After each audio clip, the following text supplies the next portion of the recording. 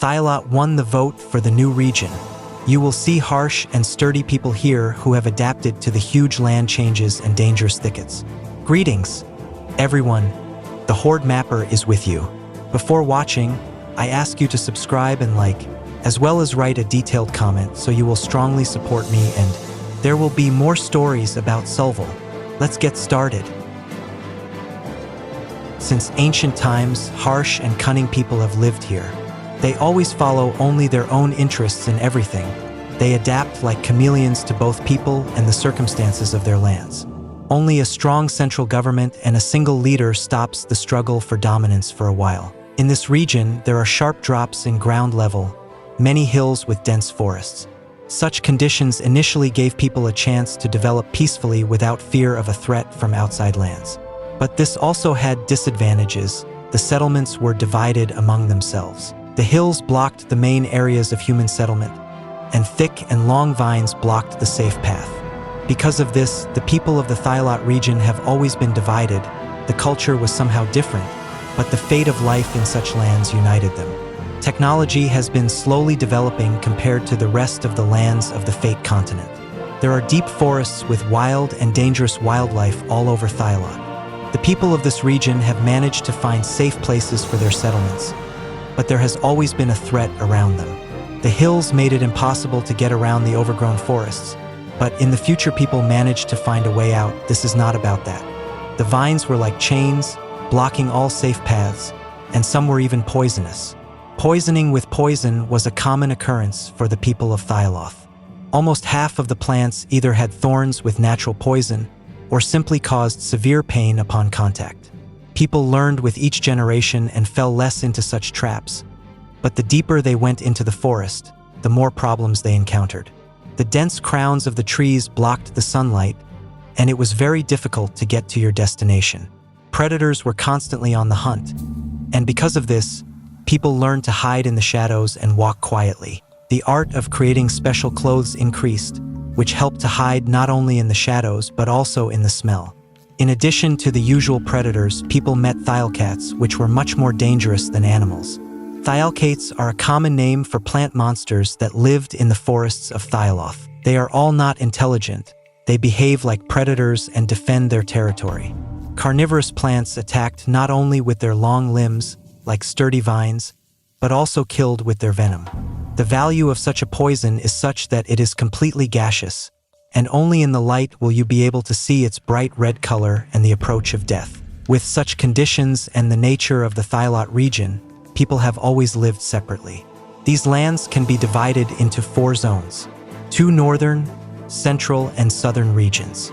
But despite the division, there has always been an attempt to unite THIOLOT. Each city was fighting for power in the region, trying to prove its advantage. Direct clashes between the regions rarely occurred. The high ground blocked the opportunity to send huge troops to each other. Therefore, in most cases, the struggle came from under the shadow. The people of THIOLOT have always lived carefully on their lands, found safe paths, and were behind the main events. The experience of life helped to become a secret agent or spy, a robber who would perform any operation in the shadows. With the strengthening of the THIOLOT people, new technologies and tactics had to be invented in the struggle for power. The central region with the city of Wakis received the best conditions at the time. People from that part of the region tried to help everyone, which is why they gained authority among the people of THIOLOT. There were even the first cases of a general assembly where the city of Waisa showed the opportunity to change the future for its homeland. The fact is that some people from the central region have learned to control the nature of THIOLOT. They understood how to touch the essence of dense forests, control the vines, and fight the thiolcats on an equal footing. Such people were called Yushin, or as the Imperials call them, Druid. The living conditions in the THIOLOT region have changed dramatically. The central region was gradually freeing its lands from vines, opening up safe routes to other cities. She got the opportunity to fight on equal terms with the plant monsters, using their power for espionage. They even managed to capture the highlands, and now almost every settlement in THIOLOT was open to people. Such actions brought the golden age to these lands, and the central region managed to unite the rest. After the liberation of the people of THIOLOT from the vines, and after being able to freely move on to each other, a full-fledged relationship between Victimin and THIOLOT began. Espionage skills were not a thing of the past. They often used them to find out the victim. The central settlement of THIOLOT was happy to send its spies to the neighboring state. This was how they showed the rest of the settlements their strength and their desire to create a great THIOLOT. They received new technologies, redirected trade routes in their favor, and got their people in the neighbor settlements. Victimin, in turn, was even more ambitious than the first one. He understood that he would not be able to get into the thicket of THIOLOT and establish his own rules there. But he knew that he should use such harsh people for his own purposes. Attempts at espionage from THIOLOT gradually stopped. Victim managed to restrain them, and with the help of sweet tricks, he gained an ally.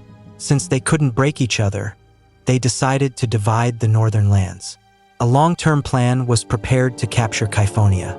Victimin had to put his man on the throne of Kyphonia, and the people from THIOLOT would weaken the northern state from within. In the worst hour of the northern kingdom, THIOLOT would have attacked them. You will learn more about these events in the video about the Republic of Ankifa. A link to it will be in the description. After the defeat at Aladia, a second struggle for supremacy and power in the THIOLOT region began. Each settlement promised great things for the motherland, framed each other, and fought for power around them. In the southern region, a grandiose idea appeared to capture the mysterious homeland of the giants. The Phasm region has long been under the surveillance of THIOLOT, and legends of endless wealth and a special precious mist have spread in every city. I will tell you about the operation of the invasion of Phasm with the help of the Druids in the future. This was the first time when outsiders managed to see the sacred lands of the giants.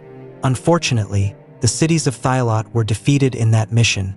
The authority of the southern region fell, and the eternal battle for power continued. Decline came, distrust and endless intrigues with espionage consumed these lands. All those who objected were sent to the southern lands. In some cities, a strong dictatorship came. Personality cults were a frequent occurrence. There were many attempts to create a central authority for the entire THIOLOT, but it no longer managed to control the entire region. After all, at present, on these good terms for the northern neighbor, all of THIOLOT is under the influence of the Ankifa Republic. This concludes a short history of the THIOLOT region. We should choose which lands to explore in the next video. Victimin, where we learn about his sweet tricks and attempts to control the entire continent. Kontal, a region that is located on the border of the continents of Lakvam and Fatum. And finally, the southern coast, a foggy and rainy place. Log in to the Telegram channel and vote for a new region. Thank you all for your attention. Good luck!